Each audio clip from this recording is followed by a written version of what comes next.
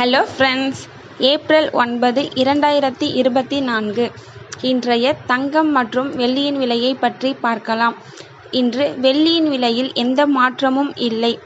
1 gram 88 ரூபாய்க்கும், 10 gram 880 ரூபாய்க்கும், 1 kilo 88,000 ரூபாய்க்கும் விற்பனையாகி வருகின்றது. அடுத்து 24 கேரட் ஆபரண தங்கத்தின் விலையை பற்றி பார்க்கலாம்.